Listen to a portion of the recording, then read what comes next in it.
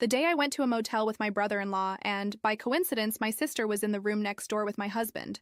But unlike my sister, I wasn't there to do anything wrong. On the day of my sister's one-year dating anniversary, my brother-in-law approached me asking for help to prepare a romantic surprise. He wanted to propose to her. He told me he wanted something more intimate and special and was thinking of renting a hotel room, decorating it with gifts, balloons, and flowers, and spending the night there with her. He asked if I could help with the decoration, and I agreed. He said he would try to reserve the room for the entire day, so we would have enough time to prepare everything before nightfall. I told my husband about the plans, mentioned the day, time, and place, and he didn't see any problem with it. In fact, he fully supported me. However, on the agreed day, the hotel called my brother-in-law to let him know they couldn't keep the reservation for the whole day, not even by paying extra. It was last minute. We started looking for another hotel, but since it was a holiday, everything was full. There were no rooms available anywhere. It was then when I suggested, why don't you try a motel? A more elegant, well-decorated one. In the end, it's all the same. He agreed and managed to book a room in a nice, well-kept motel. We agreed to go during the day to decorate it, and at night he would return with my sister for the surprise. But in the rush, I forgot to tell my husband that the location had changed. It would no longer be a hotel, but a motel. We arrived and started decorating. He was inflating balloons on one side, me on the other, until suddenly we heard screams coming from the next room. They were a woman's screams, but not just any screams. The voice sounded incredibly similar to my sister's. At that moment, I was confused but tried to ignore it. I thought, impossible, it can't be. But my brother-in-law heard her too. He stopped, looked at me confused, and said, "Wow, that voice sounds a lot like your sister's." And then the woman screamed again. In that instant, I knew. It was my sister. My heart raced, but not for myself, but for him. I thought about how devastating it would be for him. He was such a good man. Still, I remained silent until he looked at me with eyes full of tears and said, "I'm sure it's her." Seeing his suffering broke my heart. And it was then that, although I wished with all my being that it was just a misunderstanding, I decided to knock on the door of the room next door. Deep down, I still hoped I was wrong. And then, translation to English. I knocked on the door hard, my heart racing, my hand trembling. With each passing second, the anguish became almost unbearable. There was no answer. I knocked again, even harder. I could hear movements from the other side.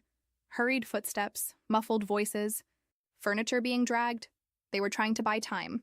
My brother-in-law, standing beside me, had teary eyes and a tense jaw. I could feel his desperation as much as my own. It wasn't just fear of what we were about to find.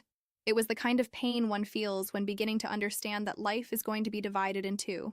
The before and after of that door. Finally, after an eternity, the doorknob turned. The door opened with a slow creak, as if even the environment itself was hesitant to reveal the rottenness it was hiding.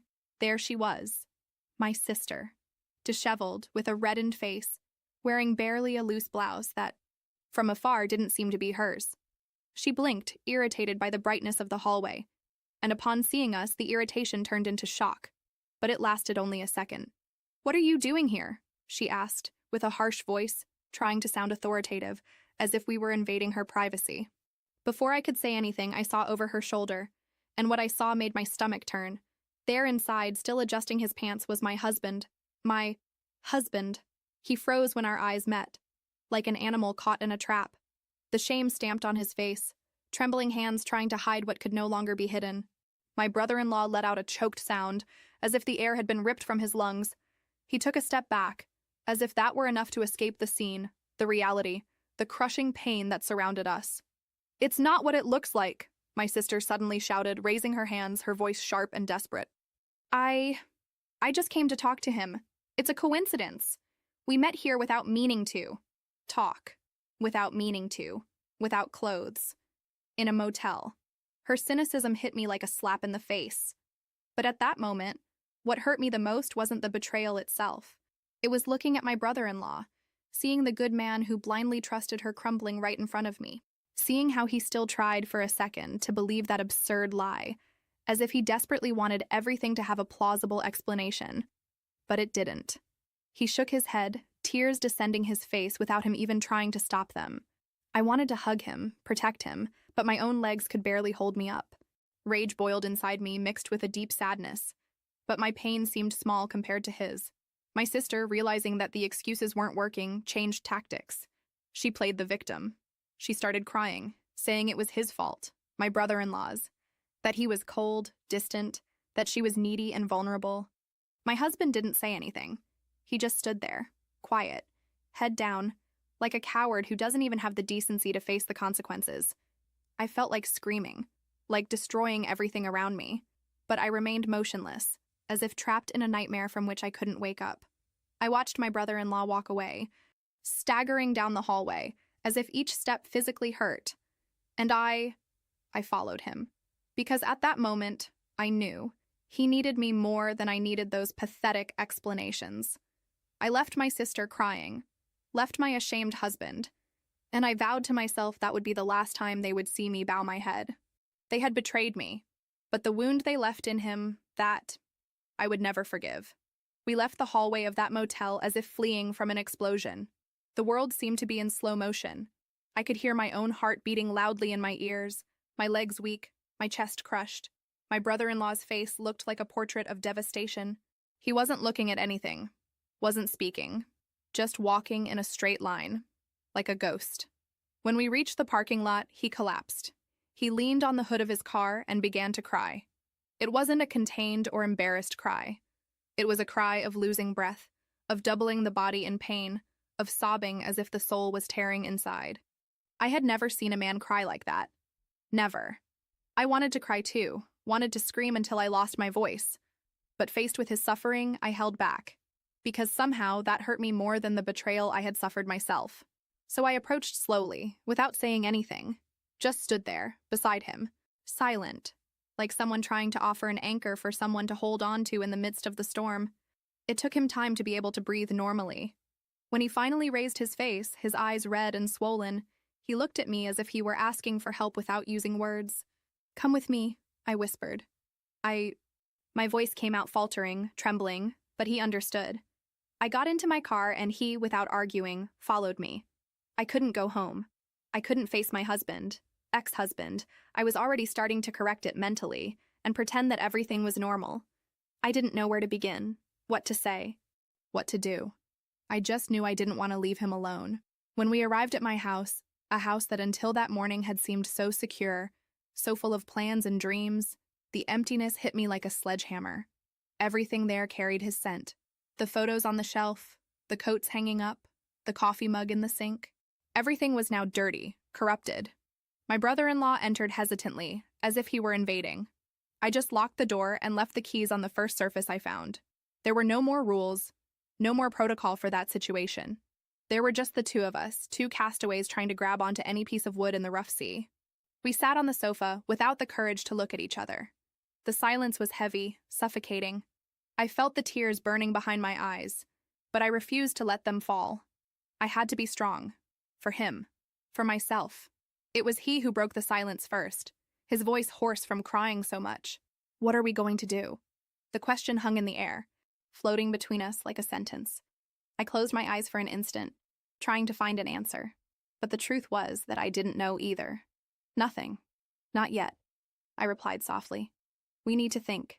We need to understand what happened. Process it." He nodded slowly, rubbing his face with his hands.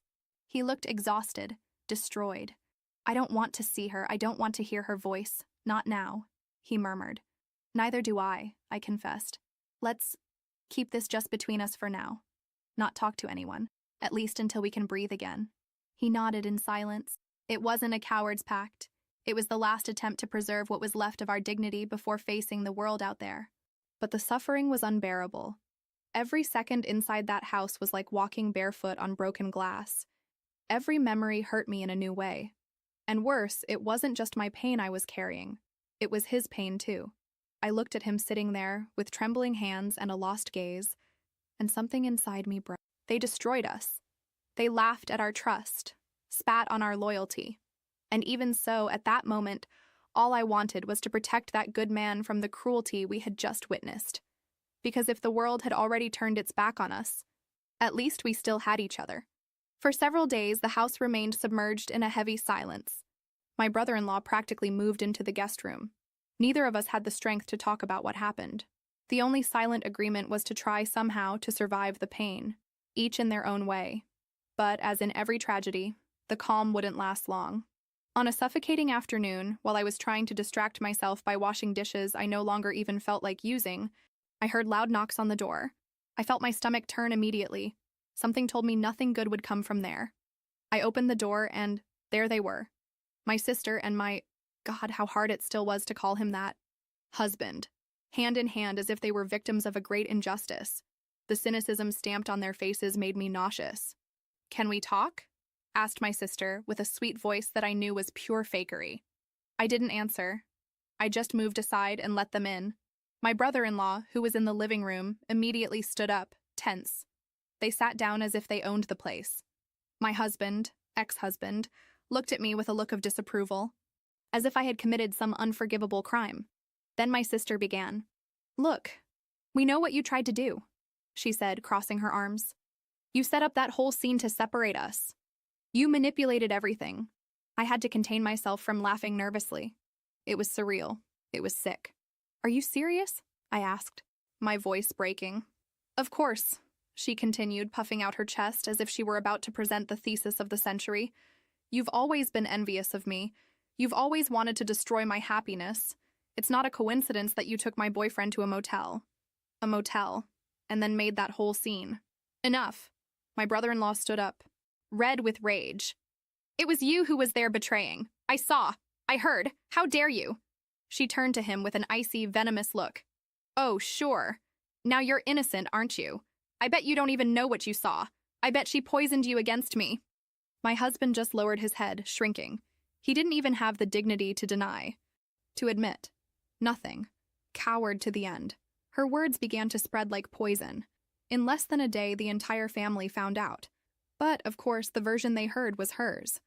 I was accused of having set a trap to separate them, of being envious, resentful, cruel. "How did you have the courage to destroy your sister's happiness?" they asked me. My mother called me crying, saying she was disappointed in me. My father, so rigid, sent me a cold message saying he didn't want to get more involved in my dramas. My uncles, my cousins, all, without exception, turned their backs on me. They chose to believe her story. I was humiliated, trampled, painted as a villain from a cheap soap opera. I, who had spent my life trying to keep that family together, trying to be good, correct, loyal. And now I was the traitor.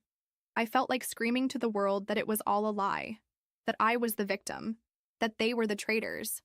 But no one wanted to listen, because it was easier to hate me than to face the ugly, dirty truth that my sister and my ex-husband represented. I was left alone, except for my brother-in-law. He was the only one who remained, the only one who saw the truth. And that, at that moment, was the only thing that prevented me from crumbling completely. After days of being treated like the worst person in the world, I had already accepted that there was nothing more I could do.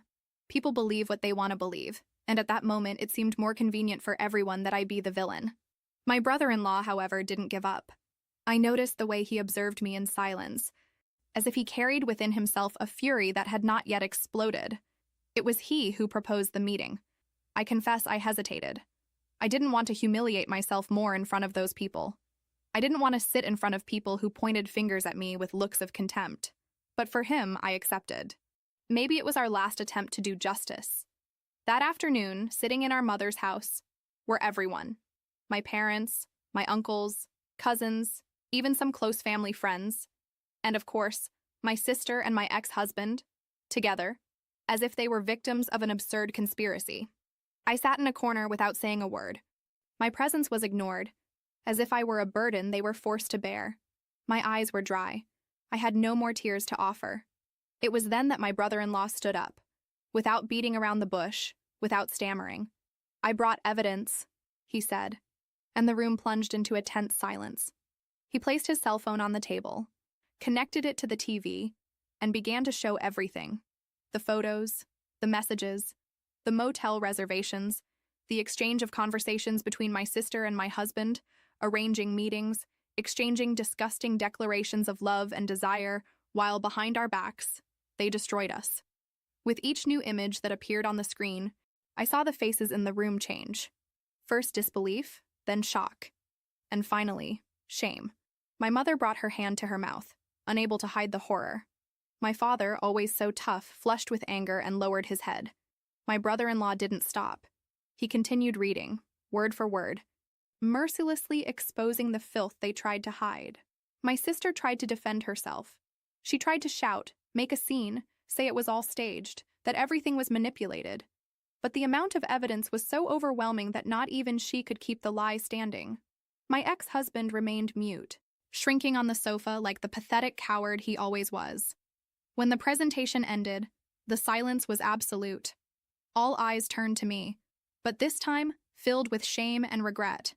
It was my opportunity to speak, to stand up, shout, throw in all their faces how much they hurt me without even listening to me. But I said nothing. I got up slowly, took my purse, and looked at each one of them, one by one. "Now you know," I murmured. And honestly, it no longer makes any difference. I saw tears running down some faces. I saw desperate attempts to approach, to apologize, to mend what was unmendable. But I was already tired. Tired of begging for love, understanding, respect. Without looking back, I walked out the door. I left my family behind. I left the traitors behind. I left the pain behind. And for the first time in a long time, I felt something new inside me. Freedom. They lost me. And I finally found myself. The months that followed were difficult. Very difficult. At first, everything seemed like a void. I would wake up and wonder who I was, what was left of me after they had stolen everything. My marriage, my family, my reputation. But little by little, the pain transformed into something different. Something stronger. Something that made me get out of bed every day, even when I still felt like disappearing from the world. My brother-in-law, or better, my friend, because that's what he was now, was by my side the whole time. Not as a shadow of pain, but as living proof that it was possible to survive what they did to us. We saw each other almost every day. At first, it was strange, silent. Like two soldiers who survived the same battlefield, trying to understand how to move forward. But, with time, we created a friendship that I never imagined could exist. It was a relationship based on the deepest respect, on shared suffering, on the silent understanding of someone who knows, without needing to say it, what the other carries inside. There was no romance, there were no stolen kisses or empty promises. It was much more beautiful than that. It was real. We took small trips, we started new hobbies, we remodeled parts of the house, we laughed, we cried, we learned to live again. And each step, each new breath, was a small victory. Meanwhile, my sister and my ex-husband, they were sinking. Rejected by the family, isolated from friends, viewed as the shame of all who ever knew them. It wasn't long before they began trying to approach again. Messages, calls, dramatic letters, requests for forgiveness adorned with pathetic justifications, attempts to rewrite history as if they were victims of their own mistake.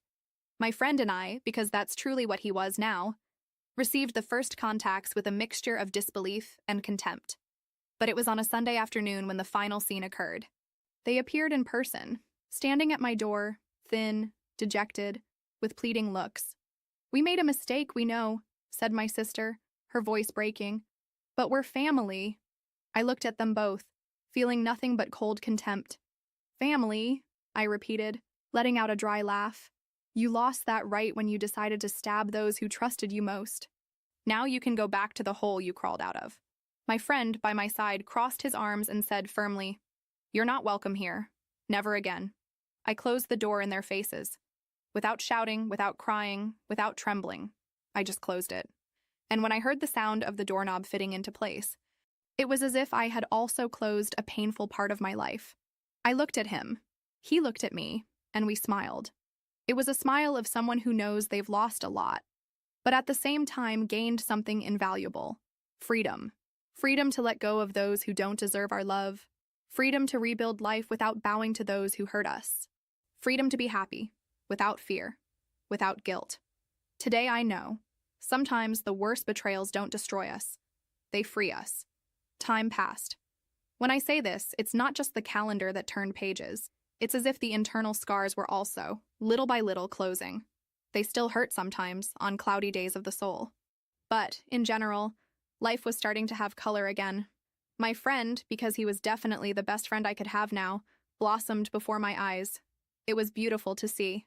From a broken man, he became someone stronger, lighter, and of course, eventually, he met someone. I still remember the day he showed up at my house, all nervous, playing with his car keys as if he were 15 again.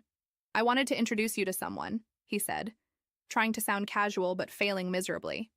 I laughed, crossing my arms. "Ah, I see," I teased, amused. "You're in love, huh?"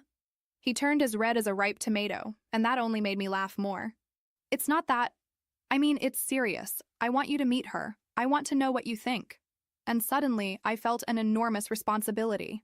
He trusted me so much that he needed my approval, my opinion. It was beautiful. It was rare. We agreed to go out to dinner. A simple place without pomp, the way we always liked.